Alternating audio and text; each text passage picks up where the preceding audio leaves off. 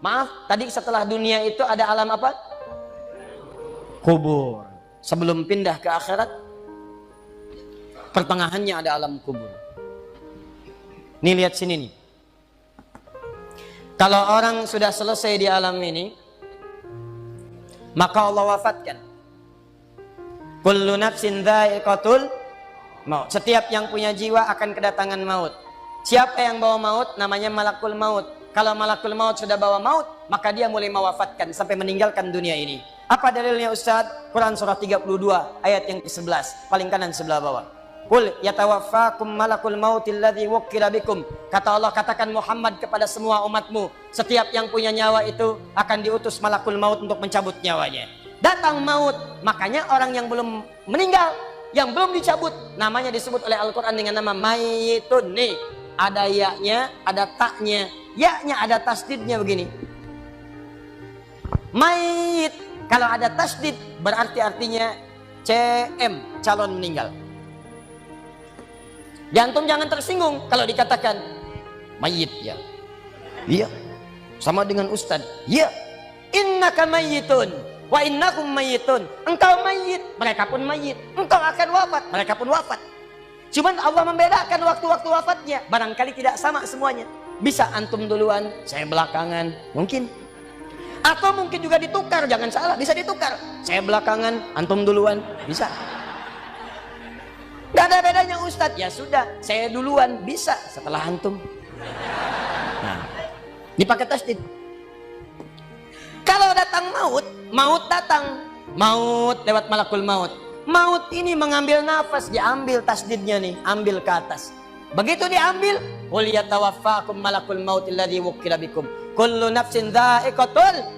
Ya ayyatuhan nafsul mutmainnah, sesuatu yang tenang. Dalam bahasa Arab disebut dengan sukun. Sukun itu tenang, alamatnya sukun bulat-bulat. Bulat dalam ilmu loghah, bulat jadinya, hilang tasdidnya. Maka kalau mayit itu artinya nyawanya sudah tidak ada. Mayitun masih ada nyawa, diambil malakul maut jadi mayitun. Nih, alam kubur. Begitu pindah ke sini, datang malakul maut, dicabut nyawanya, maka diwafatkan, ditinggalkan dunia ini. Maka orang mengatakan telah meninggal dunia. Artinya apa? Ditinggalkan dunianya. Lihat sini, fokus. Karena alam kubur beda sifatnya dengan dunia, lain tempatnya, lain keadaannya, maka lain pula bekalnya. Jangankan alam kubur, beda tempat di dunia saja sudah beda keadaannya. Anda orang Indonesia ingin datang ke Malaysia, kalau bekalnya tidak ada Anda bawa, tidak akan mungkin Anda bisa masuk. Apa di antara bekalnya? Ada paspor yang mesti distempel begitu masuk imigrasi. Pergi lebih jauh lagi, misalnya saya pengen ke Australia, maka Anda harus ngajukan untuk mendapatkan visa. Lebih jauh ke Amerika, visanya bisa lebih sulit lagi. Maka bagaimana dengan alam kubur yang sifat keadaannya beda dengan dunia? Makanya bekalnya pun tidak akan sama. Jadi kalau Anda cuma mengumpulkan bekal dunia, maka semua bekal itu akan ditinggalkan saat di dunia. Maka orang mengatakan meninggal dunia, maksudnya meninggalkan dunia dengan semua bekalnya. Nih, maaf ya, jam dunia, baju dunia, handphone dunia, gelas dunia. Jadi semua yang kita dapatkan di dunia, rumah yang luaskah, mobil yang mewahkah, pakaian yang glamourkah, kalau sudah meninggalkan semua alam dunia itu, maka hilanglah semua yang kita kenakan. Habis semua kita tinggalkan. Walaupun Anda koleksi yang bagus-bagus, tetap tidak akan pernah dibawa. Jangankan Anda, yang mengantarkan saja tidak akan menyertakan. Silahkan cek. Anda punya koleksi mobil paling bagus, apakah saat wafat dikuburkan dengan mobilnya? Tidak. Anda punya handphone paling mewah, kenangan tingkat tinggi. Di handphone itu suka dipakai bikin status tentang hadis, tentang ayat, tentang tafsir. Tiba-tiba ketika akan wafat, Anda wasiat kepada istri Anda tercinta. Mama, ini handphone kesayangan Papa, handphone bekal ibadah. Tolong kalau meninggal, kuburkan dengan handphonenya. Kalau Mama kangen, miss call aja. Mustahil. Tuh air, mereknya Bengkulu Fillah. Nikmat di dunia. Tapi apakah ketika masuk ke alam kubur dibawa? Tidak. Selesai. Maka bagian pertama, Anda mesti sadar, ini yang mau saya sampaikan. Dan dari sini saya akan lebih fokus kepada apa yang ingin saya sampaikan. Kita mesti sadar teman-teman sekalian. Pertama, kata Allah, kita akan wafat. antum akan meninggal. Wafat. Wafat. Wafat. Wafat. Jadi antum kalau melihat di cermin tuh, ngaca dulu, ngaca, tunjuk wajah antum, wafat. Kamu akan wafat. Ketika Anda sadar Anda akan wafat, meninggalkan dunia ini, maka Anda mesti paham, udah punya bekal belum untuk pulang? Udah punya persiapan belum?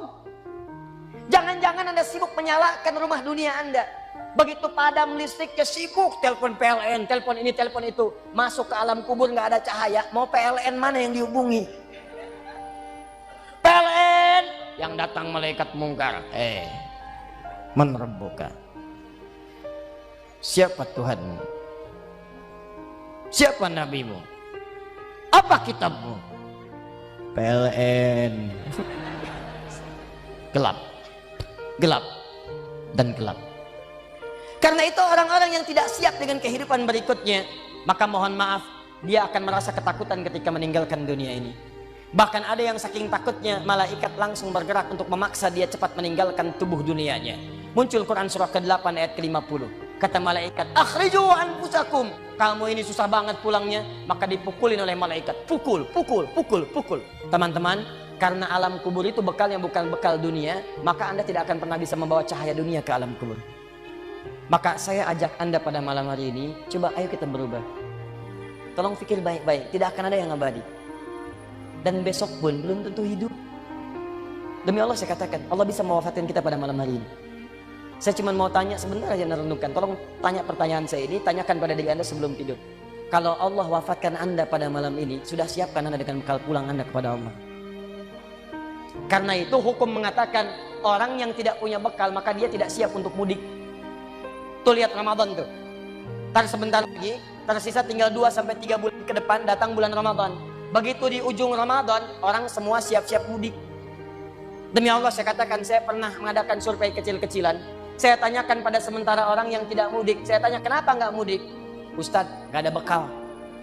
Dunia saja tidak punya bekal, malu mudik. Tidak punya bekal, susah mudik. Tapi yang punya bekal, oh dia nyari sebanyak-banyaknya. Begitu sebelum berangkat, tiba waktunya raya, dia siapkan. Bahkan ada yang kemudian mencari motor terbaik. Motornya Honda bebek, bekalnya singa. Motornya bebek, bekalnya singa. Karena bekalnya lebih banyak dibandingkan dengan sifat kendaraannya. Kendaraan kecil, motornya modifikasi. Tambah lagi pelepah pisang. Tambah lagi dus 1. Tambah belakang yang lain lagi. Numpuk semua di belakangnya. Dituliskan kemudian tulisan, aku pulang sayang, jemput ya. Masya Allah. Luar biasa. Kenapa? Karena tahu dia punya bekal untuk pulang. Dan yang dikunjungi pun dihubungi terlebih dahulu. Aku mau pulang. Maka yang di sana menyiapkan segala perlengkapan untuk menyambut yang pulang. Silahkan cek. Begitu tahu akan ada yang pulang mudik, maka rumah dicet. Makanan diada-adakan. Semua dimunculkan. Bahkan yang tidak ada pun menjadi ada. Cuma setahun sekali. Luarnya kongwan, dalamnya rangginang. Idul Fitri. Anda pun begitu. Jadi kalau dunia saja punya sifat mudik, maka akhirat pun demikian.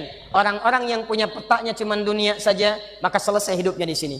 Kata Allah, nih saya berikan gambaran. Yang visinya cuma sampai sini, maka saya berikan semua kenikmatan dunianya seperti yang dia inginkan. Tapi begitu selesai ini, ditenggelamkan di alam kubur sampai kedalaman yang paling dalam. Turun ancaman. Allah tidak menginginkan semua manusia larut di sini. Tapi kata Allah, saya tidak maksa. Nih saya berikan gambaran kepada Anda. Kata Allah, turun surah Al-Humazah. Wailul likulli humazatin alladzi jama'a malahu wa yahsabu anna malahu akhlada. Kata Allah, hei yang terlampau sibuk dengan dunia. Suaminya sibuk cari harta, hitung lagi, hitung lagi, hitung lagi. Istrinya sibuk kumpul-kumpul dengan sesamanya, cuma membicarakan harta suami. Sosialita yang senang dengan kumpul-kumpul saja. Tidak ada manfaatnya. Cuman ngobrol, cuman gibah, cuma macam-macam. Makanya ketika menyebutkan kalimat saling celak, saling ngobrol, menggunakan tak marbutah. Tak marbutah menunjuk pada perempuan. Wailul likulli humazatil lumazah, pakai tak. Sedangkan tak sifat menunjuk pada perempuan. Muslim laki-laki, kalau ingin jadikan perempuan tambah tak di ujungnya. Muslimah. Mukmin laki-laki, perempuan mukminah, soim laki-laki, perempuan. Wah, itu dia. Sesuatu yang kokoh, kuat, berwibawa, mantap, punya tenaga. Makanya tanda-tanda laki-laki pun beda. Punya kumis, laki-laki berkumis, perempuan tidak. Punya wibawa, punya kata-kata yang kuat. Makanya kalau ada laki-laki suaranya sedikit gemulai saja, itu akan kehilangan sifat wibawanya.